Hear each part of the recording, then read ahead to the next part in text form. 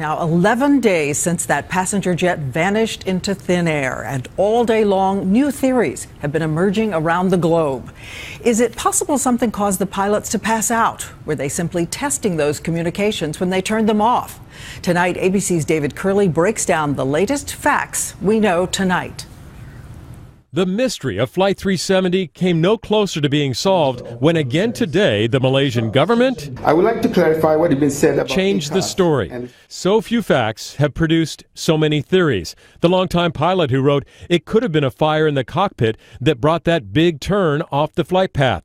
But U.S. sources say they remain focused on what appears to be a deliberate act, and it is all because of the tidbits of information we do have.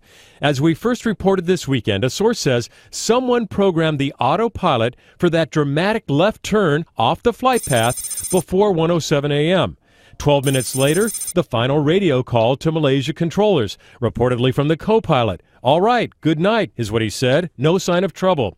2 minutes later, the location transponder goes dead. At some point, another communication system stops working too, and that hard bank to the left sends the jet back over Malaysia, up the Straits of Malacca, and apparently turning into the Indian Ocean. The shutdown of those systems, all those turns, tell investigators someone was at the controls who wanted to disappear. But even that is not a complete timeline 11 days in. 11 frustrating days of conflicting and confusing information from Malaysian government officials. Example, a critical piece of information on when a communication system, ACARS, shut down. Was it before the last radio call? Yes, it was disabled before.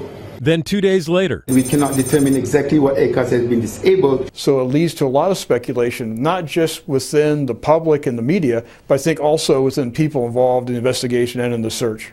Some other news today. Thailand says its radar did see the plane in this area around Malaysia. More proof of that turn. And tonight we have an area near Australia. It's the size of Texas, where the latest intensive search for this missing jetliner is underway, including a high-tech U.S. Navy plane. But a reminder, Diane, in these aviation incidents, just a couple of new tidbits of data could dramatically shift and change the focus of this investigation.